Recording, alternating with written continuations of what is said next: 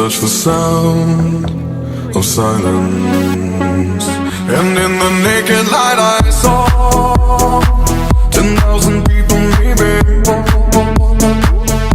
People talking without speaking, people hearing without listening, people writing songs that voices never share, and no one dared disturb the sound.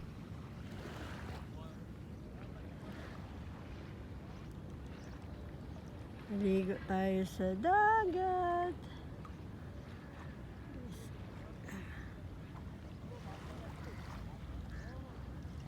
So, hindi matao ngayon guys dahil nga yung mga pasok pa. So, malapit na ang end of school.